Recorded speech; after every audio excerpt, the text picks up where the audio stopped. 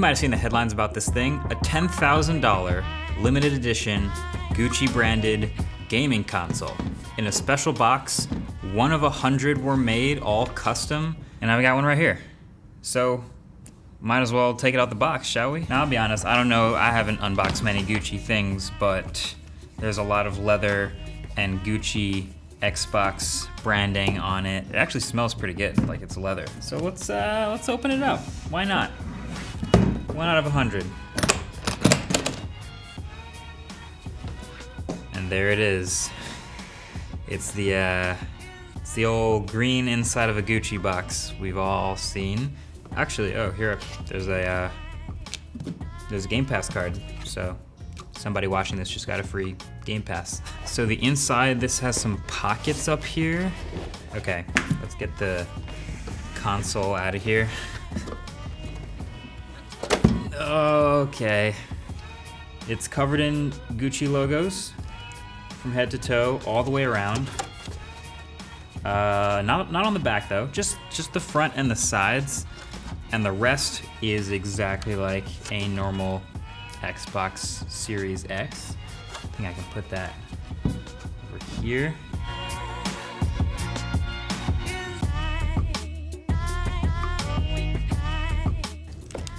So you got your cables, normal HDMI cable, normal power cable, not Gucci branded cables. And then you have 2 controllers here, both of them also customized. I've seen a fair share of custom controllers in my day. This one has the stripes, the red and the blue stripe, and the Gucci font at the front. Other than that, normal black controller. Oh, and this is 1 of 100 MKBHD edition, so 1 of 1 too. So they put MKBHD in green on the back. Oh, they put it on the Xbox too. There you go. Can you see that? It says MKBHD on the Gucci Xbox. So technically this is an MKBHD Gucci collab, right? Is that it? I think that's it. Oh, this whole thing comes out. And then there's just more compartments to buckle things in, and it's all padded and upholstered, and you can probably repurpose this if you want. This becomes your Gucci carrying case for something. Maybe you take your Xbox to the hotel with you when you travel. This would be the place to carry this around. It's a lot. It's a lot. It's a lot. This is just ridiculous. Okay. Just for the record, I didn't buy or customize this. Microsoft sent, or Gucci sent it here to the studio. So I don't know, who knows? Maybe I'll do a giveaway of this customized 1 of 100 $10,000 Xbox. Follow me on Twitter for a giveaway of this Xbox. So let's take this opportunity to talk about brand collabs, what they are, why they keep happening, and how we got here. So we already know brands just love to collaborate, right? It's basically a corporate 101 strategy for increasing brand awareness, trying to get something trending or capitalizing on overlapping audiences. Oftentimes they're really cringy, but sometimes you get something that's pretty cool or even iconic. There's Nike and PlayStation. There's Lego and IKEA, Uber and Spotify, Doritos and Taco Bell. There was even a Burger King and McDonald's collab, believe it or not. But I want to talk about collaborations in tech because there are endless examples. But when I think about them in my head, I kind of divide them into 2 different categories. The ones that seem to make sense, and then the ones that seem kind of dumb. So if you look at something like Apple and Nike Plus, for example. Okay, yeah, makes perfect sense. Apple got to add some fitness-focused features to their watch with a trusted partner to attract more of the workout crowd, and Nike gets a bunch of new customers using Nike products and exposed to the Nike brand via the machine that is Apple sales. So basically, it's a win-win for both companies. Or there was the OnePlus Hasselblad collab earlier this year. That's, again, it makes sense. It's a win-win. OnePlus has this new but ongoing partnership where they get to put the Hasselblad name alongside their smartphone cameras. So that's a win for OnePlus because a lot of people who trust the Hasselblad name in photography will now associate OnePlus with high quality cameras, whether it's true or not. And it's a win for Hasselblad, a pretty traditional old-timey camera company who can now associate their name with an upstart, trendy smartphone company to signal that they're high-tech and fashion-forward. You know, this happens with Leica all the time too. So whether they're cringy or super corporate or not, whatever the vibe is, there are a number of brand collabs all around the tech industry every year that make sense. And then there are monstrosities like this. Because on the surface, in the tech world, this seems dumb. It's a Gucci Xbox. Why would that be better than a regular Xbox? Does a Gucci Xbox perform or play games better in some way? Do I get anything out of having a Gucci Xbox?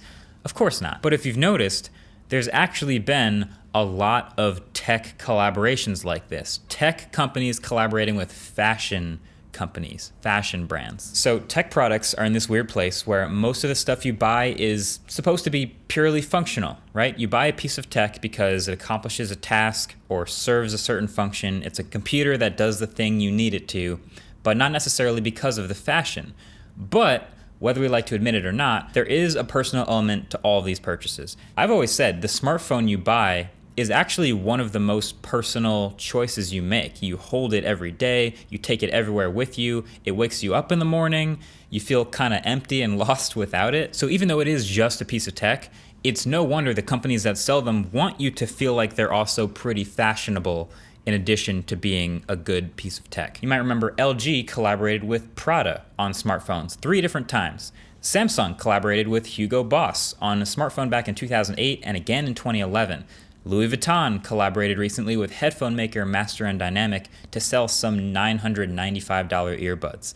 There was a gold Dolce & Gabbana Razr 3 a decade ago. And I think Apple and Hermes may be the best example of them all. Hermes?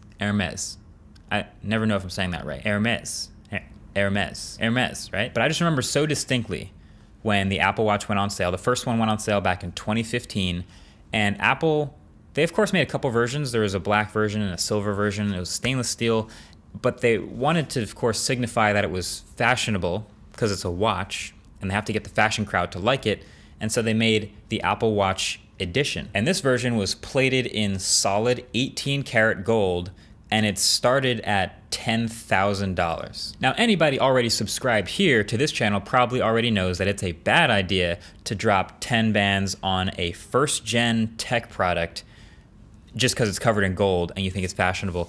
But that's a real thing people did. That's out there. Like, the real humans actually spent that money on the first-gen Apple Watch. Tech blogs had a field day with the headlines. We already knew this was coming.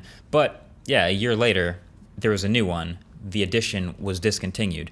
Of course, it turns out Apple, even as massive and popular and successful and wealthy as they are, can't break into fashion immediately just by themselves on their own name. And so shortly after that, we did see the beginning of that Hermes collaboration. So that fashion brand comes in, they start to do custom watch bands, unique styles with leather that match the watch faces, and custom packaging and higher prices. Because, you know, it's fashion, that's kind of the way things work. But that collaboration has been way more successful. It continues to this day, and it's a win-win for both companies. Hermes gets a much more tech-focused crowd, and Apple gets to break into the much more fashion-centric crowd. So fundamentally, that's what they're always looking for in these brand collaborations, is a win for both sides, that win-win. Kind of like MKBHD and new channel sponsor, Cash App. Cash App is incredible. I get to share it with you guys. They're the easiest way to send, spend, and save money, and you can buy stocks or even Bitcoin with $1. So if you use code Marquez to sign up, $15 will appear in your account. It's not bad. And then $10 will go to Girls Who Code, link below. But the point is this: none of these tech fashion collabs actually makes the product better. Like, none of them. That's not the point of this type of collab. Now, you could argue that the tech on tech collabs actually do. You could say if OnePlus and Hasselblad are collaborating, that actually can make the camera in the phone a bit better. You could argue that. You could argue the Nike Plus and Apple sponsorship and collaboration actually made a better product. But this is just a monogrammed Xbox Series X. It's not a better Xbox. The Dolce & Gabbana Razr was just a gold Razr. It's more about the experience of taking it out of the box, the custom packaging, the fashion nature of it, whatever you think about this fashion, that's what that collab is more about. And then there's also the X Factor, which is just hype. So brands have various levels of this. And in a world where the PlayStation 5 from rival Sony was pretty much the most hyped thing in gaming for a whole year around its release, I mean, it's still impossible to get. So Microsoft and their brand team is of course looking for ways to get people talking about and thinking about Xbox Series X, which came out around the same time.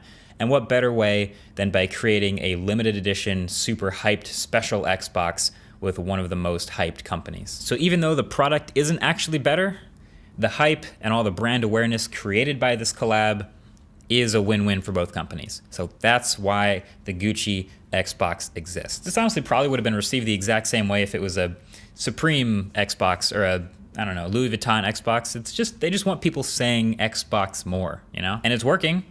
It's working, isn't it? I'm here sitting on video talking about it, and now it's on YouTube going into their brand sentiment calculator. And of course, there's no dislikes on this video, so it must be working. But yeah, the truth is I divided them into two different categories at the beginning of this video, those that seem to make sense and those that don't. But at the end of the day, when you look at it as a win-win in some way, they kind of all do make some level of sense. So I wouldn't be shocked if we keep seeing more of this type of stuff. Thanks for watching. Catch you in the next one. Peace.